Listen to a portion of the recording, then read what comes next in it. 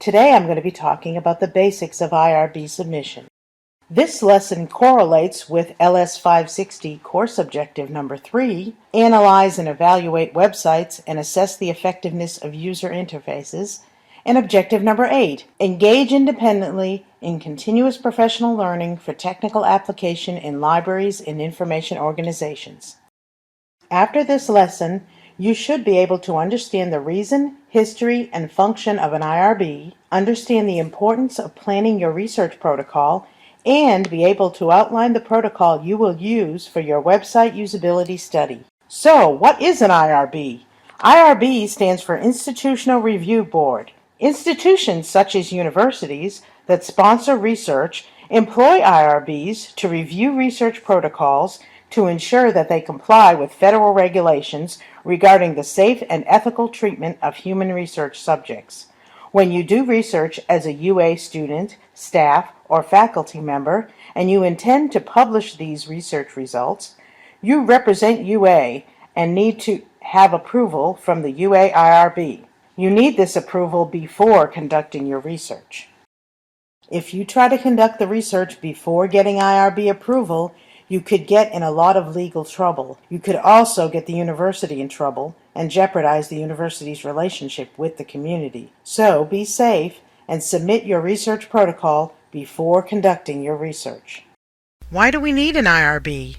Unfortunately, research has been conducted in an unethical fashion, causing trauma, misery, and death to participants, such as in the Nazi experiments and the Tuskegee syphilis study. The outcomes of these horrible incidents were the institution of laws providing protection for human subjects. While these examples involved medical experiments, the laws that came out of them also apply to non-medical research such as social science research, which includes library science. These laws are intended to protect participants from the risk of undue physical and psychological harm. The laws provide for 3 basic principles: respect for persons, including their right to choose to participate and their right to know what is happening to them, with extra protection for those with diminished autonomy. Beneficence, minimizing harm and maximizing benefits. And justice, treating people fairly and sharing the burdens and benefits of research equitably. The outcomes of these basic principles include the following: respect for persons. Participants must be given the opportunity to provide informed consent. Researchers also must take steps to protect privacy and confidentiality of participant data. Beneficence. Researchers must be adequately trained and competent and must show that they have a well-designed study with a favorable risk-to-benefit ratio. Justice. Participants must be equitably selected, and risks and benefits of the research must be equitably distributed. So, IRB approval provides protection for 3 parties.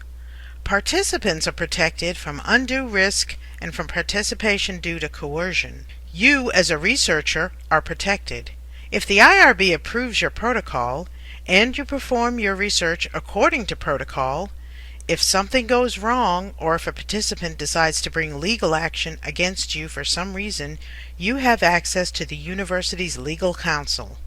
The university is protected. If you don't perform your research according to the agreed-upon protocol, the university will then implicate you for not following protocol. That is why you must follow the protocol that you submit and that is approved by the IRB. How do you get started on your IRB approval? First, visit UA's Office of Sponsored Programs IRB page at osp.ua.edu/site,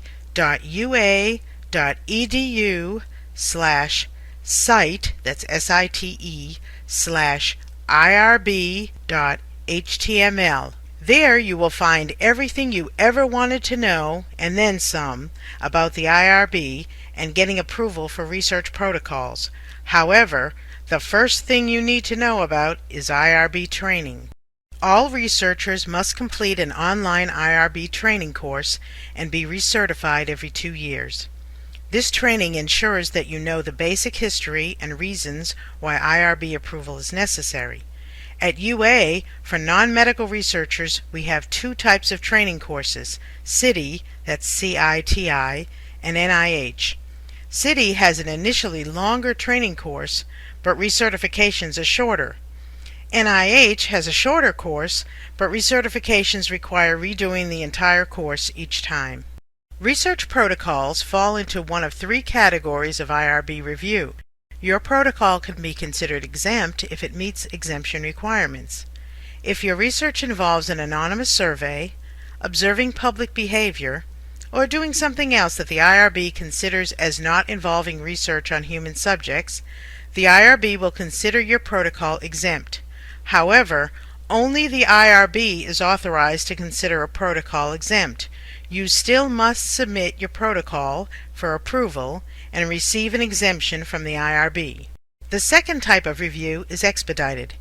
If your protocol presents only minimal risk to participants, it will be handled by one IRB member and given an expedited review. Your protocol cannot be denied in this category. It will either be approved, you will be asked for more information, or you will be told that it has been elevated from expedited to full review status.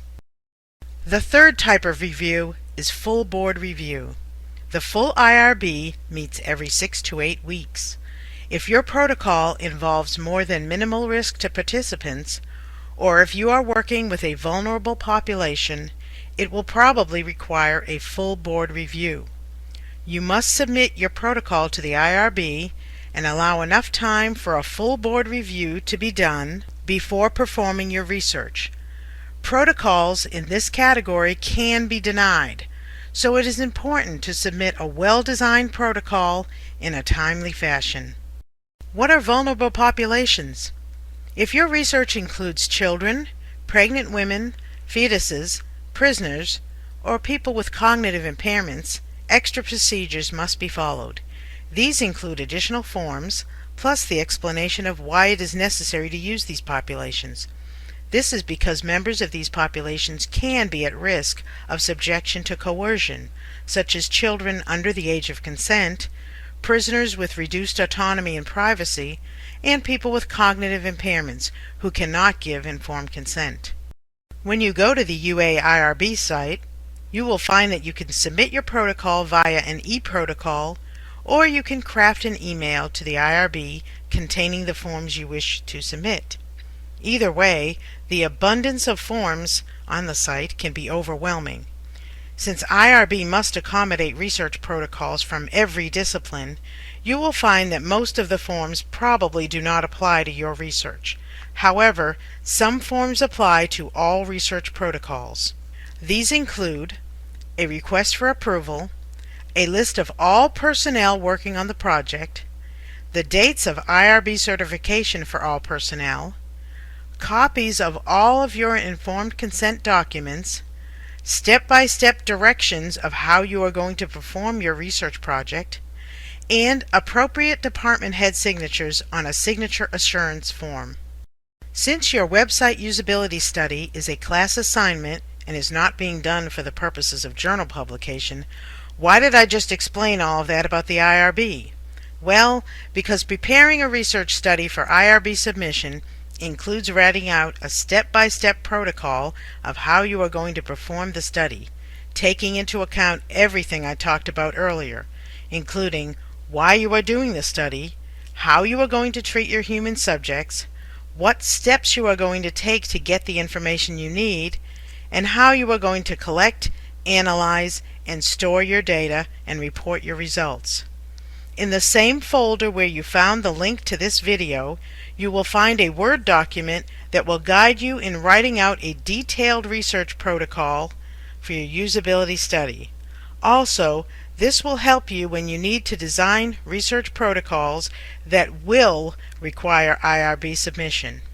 Now you should be able to understand the reason, history, and function of an IRB, understand the importance of research protocol planning, and have the tools you need to write out the protocol for your website usability study as a well-designed research project. Good luck.